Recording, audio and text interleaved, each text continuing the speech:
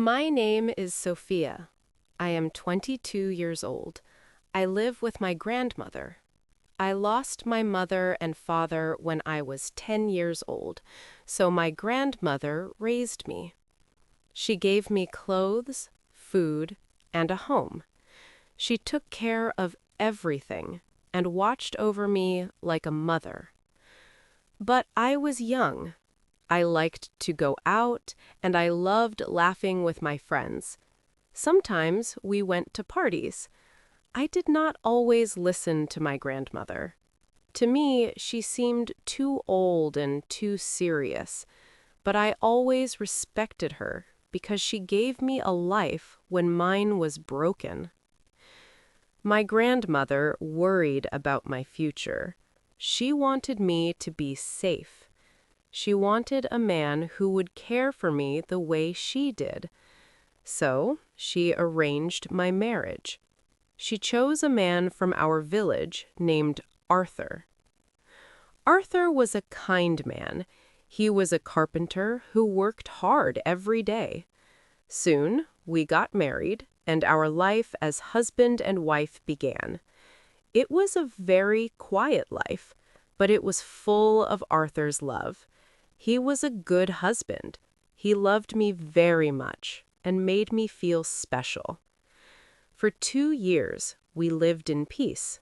We were happy together. Then Arthur found a new job in the city.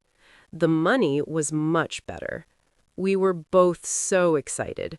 This was a chance for a new life. So we moved to New York. Arthur bought a small apartment. He went to work and worked hard all day. I cleaned the house and cooked dinner. In the evenings, we watched TV and ate together. But the city changed me. I found new friends who were very rich. They took me to their parties, and I was shocked. The parties were full of noise, luxury, and excitement. Everyone was laughing, dancing, and drinking. They wore clothes I had never seen before. I felt plain and simple. I went to Arthur and asked for a fancy dress. I felt I had to look like them. The dress cost $1,800. It was very expensive. Arthur had been saving money for years to buy his own carpentry shop, but he did not hesitate. He took all that money out of the bank. He spent it on one beautiful dress for me. I felt so lucky to have a husband like Arthur. He gave up his dream for my silly wish. But one dress was not enough. I wanted more clothes. I wanted gold jewelry for my ears and neck. Arthur promised he would get the money in a week. He worked double shifts, but the city was expensive. A month passed, and he still did not have enough money for all my wishes. We began to drift apart. Arthur was always at work, and I was always at parties. At night, when Arthur came home tired and needing me, I was not there.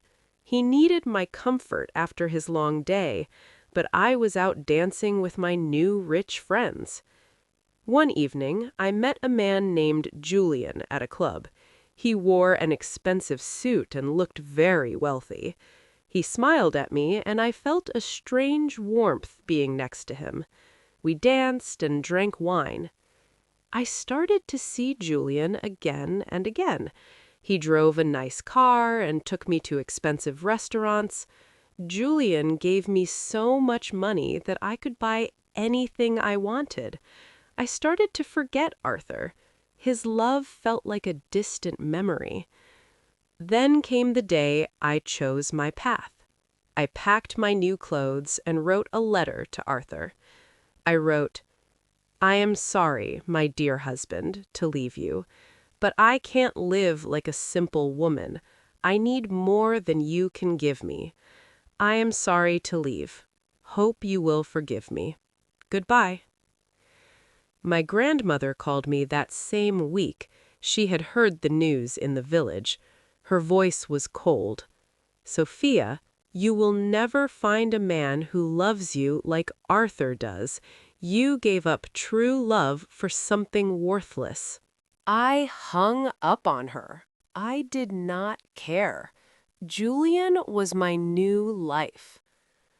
Life with Julian was wonderful for a year.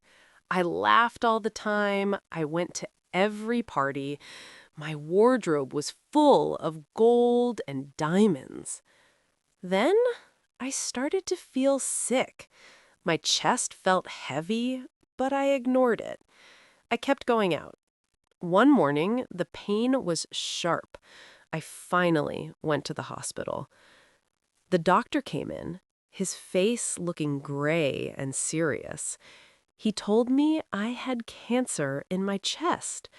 It was very bad and had spread all over my body. I froze. I could not breathe. I was admitted to the hospital immediately. Julian came to visit for a few weeks. He brought flowers, but his face always looked tense. He never stayed long. One morning, when I woke up, Julian was gone. On my bedside table was a letter and an envelope full of cash. I opened the letter. It said, "I am sorry, Sofia, to leave you. We had a great time together, but your health is getting worse every day. The doctor says your chance of surviving is low. I cannot sit beside you and take care of you. I still have a life to live. So I hope the money I left for you is enough. I am sorry. Please forgive me." My heart broke.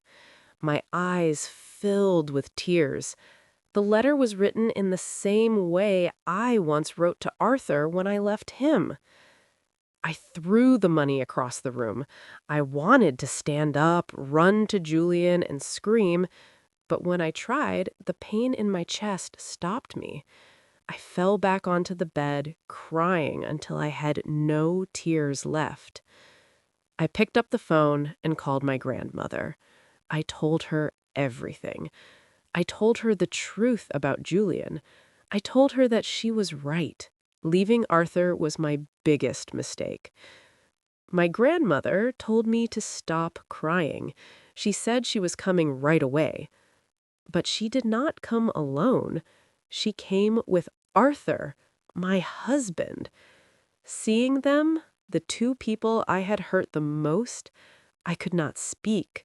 My eyes were full of tears. From that day on, they never left my side. My grandmother stayed all day.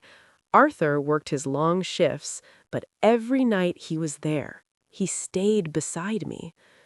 One night, Arthur sat by my bed. He looked tired. I said, "Arthur, I am so sorry."